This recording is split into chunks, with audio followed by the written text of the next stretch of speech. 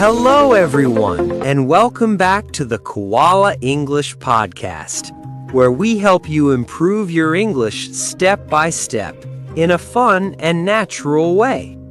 I'm really happy to be here with you today. Hi, everyone. It's great to be back. I hope you are all having a good day and feeling ready to practice some English with us. Today's topic is something we all need every day, something we all enjoy, and something that brings people together. Yes, we are talking about food. Oh, I love this topic already. Talking about food always makes me feel hungry and happy at the same time. Same here. But before we start our big conversation, let's say something to our listeners. Yes, everyone, if you enjoy our podcast, please click the like button right now. It really helps us a lot. And if you are new here, welcome. Don't forget to subscribe to the Koala English Podcast. We make many podcasts to help you improve your English step by step in an easy and friendly way. And please share this with your friends and family. If they're learning English too, they can join us on this journey. Exactly. Share the love and share the English. Now, let's talk about food. Food is such an interesting topic because everyone eats, but not everyone eats in the same way. That's right. Some people eat to live, and some people live to eat. I think I'm somewhere in the middle. I care about health, but I also love tasty food. Same here. And that's why today we're not only talking about food, but also how to talk about food in better English. Let's start with the word nutritious. When food is nutritious, it means it gives your body what it really needs to stay healthy and strong. For example, vegetables and fish are often described as very nutritious foods because they are full of vitamins and good nutrients. And in daily life, someone might say they try to eat nutritious meals during the week, especially when they are busy and don't have much time to rest. Some people think healthy food is boring, but that's really not true. Nutritious food can also be very delicious when it's prepared well. Yes, especially when you cook it with care and use fresh ingredients.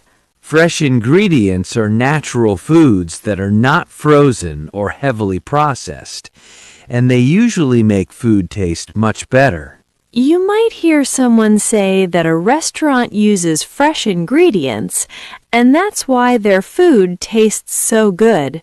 Or people might say they prefer cooking with fresh ingredients instead of using frozen food or ready-made meals. On the other hand, many people today eat too much processed food. Processed food is food that is made in factories and changed a lot from its natural form, like chips, instant noodles, or packaged snacks.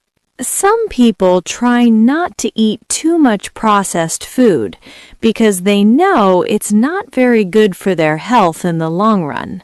And parents often worry that children eat a lot of processed food without even realizing it. That's why having a balanced diet is so important.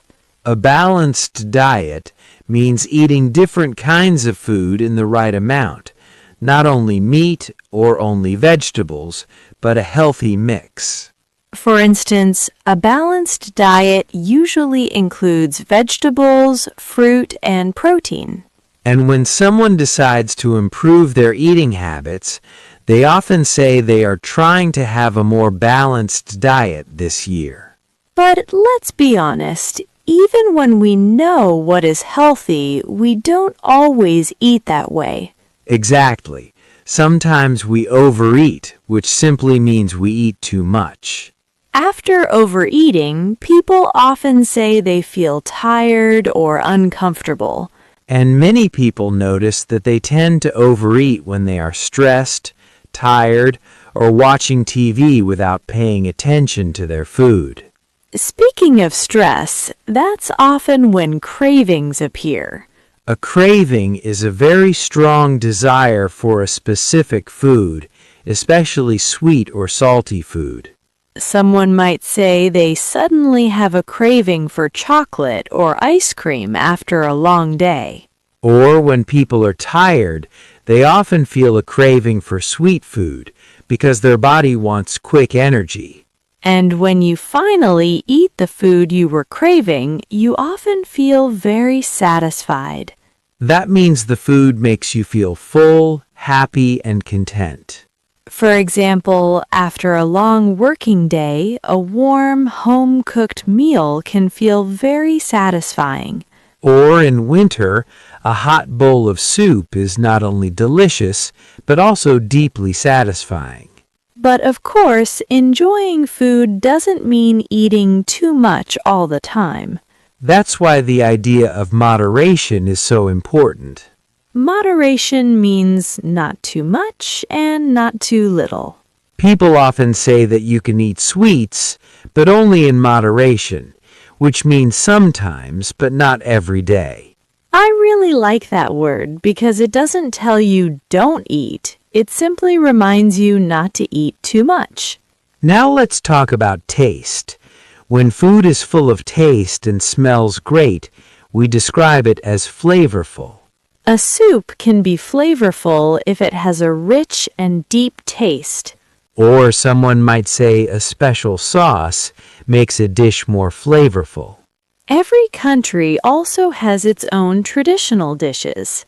A traditional dish is food that is strongly connected to a country's culture and history. For example, pho is a traditional dish in Vietnam, just like sushi is traditional in Japan or pasta in Italy. And traditional dishes often tell stories about how people lived in the past. That's why we say food reflects culture. Through food, we can learn about a country's climate, lifestyle, and even values. In many cultures, eating is not just about filling your stomach, it is a social activity. People enjoy eating together, talking, laughing, and sharing stories while having meals. That's also why meals are a time to connect. Dinner is often the time when families sit together and talk about their day. Or friends meet for a meal not only to eat, but also to spend time together. Now let's talk about how we eat, not only what we eat. One very useful idea is mindful eating. Mindful eating means paying attention to your food, eating slowly, and really enjoying every bite. Instead of eating while looking at your phone or watching TV, you focus on the food and the taste. Many people find that mindful eating helps them enjoy food more and also eat less. That's why mindful eating is becoming more popular nowadays. Now let's move on to some very useful speaking phrases you can use when talking about food and habits.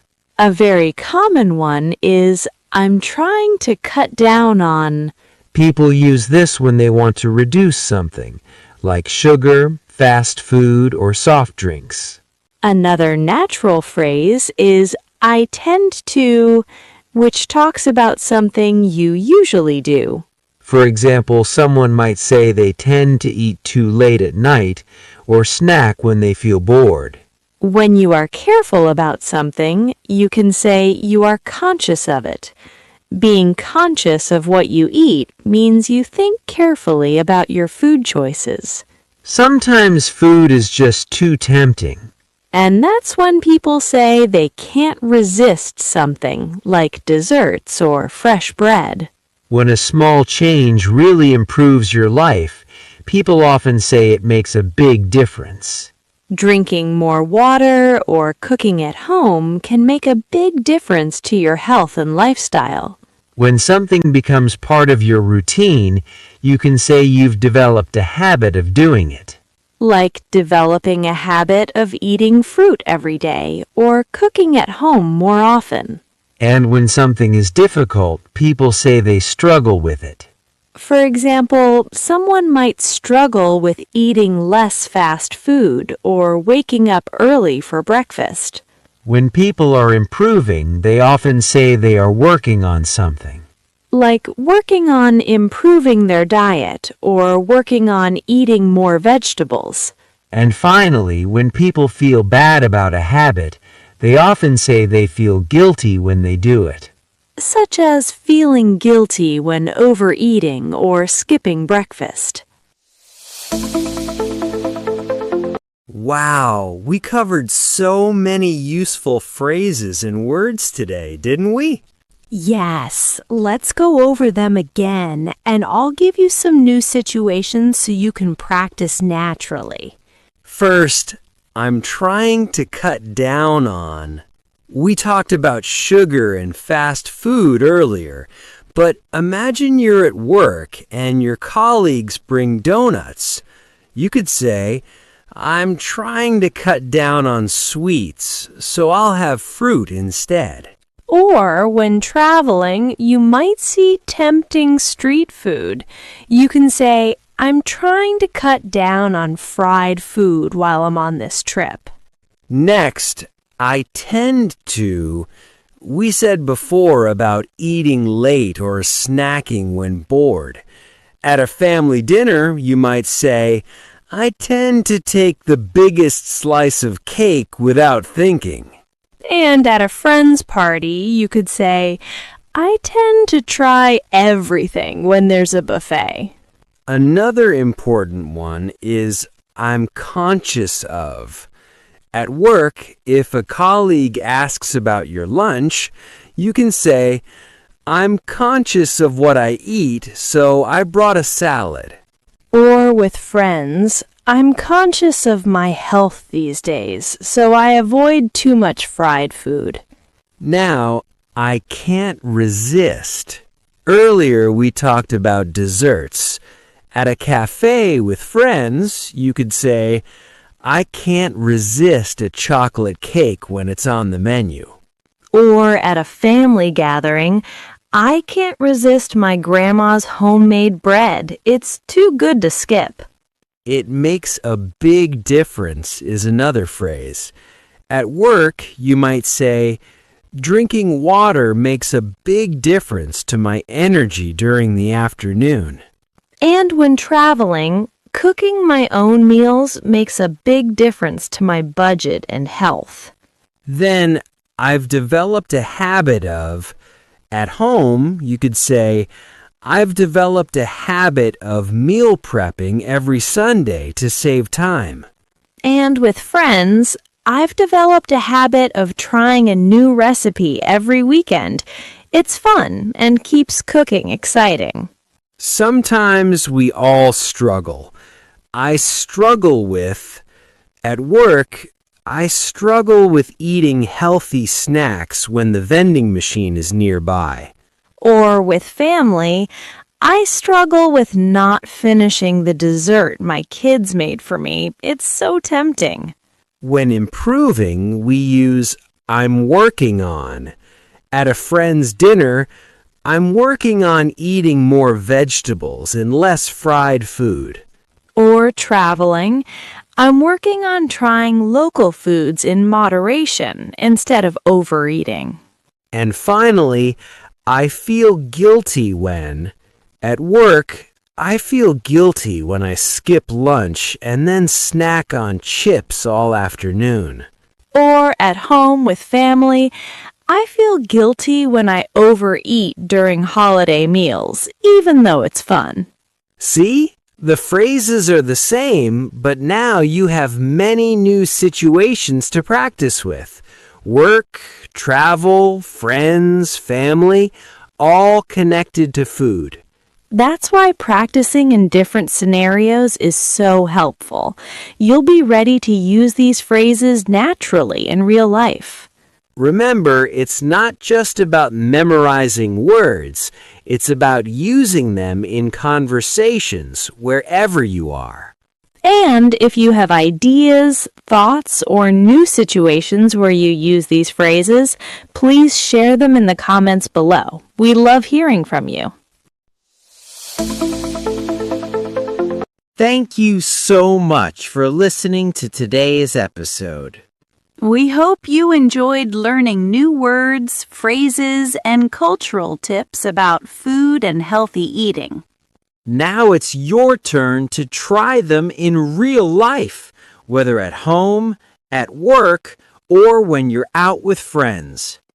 If you have any ideas, experiences, or even funny stories about food and eating habits, please share them in the comments below. We love reading your thoughts. Keep practicing, and remember, English improves when you use it in real conversations. We'll see you next time on the Koala English Podcast. Keep enjoying food, learning English, and having fun every step of the way.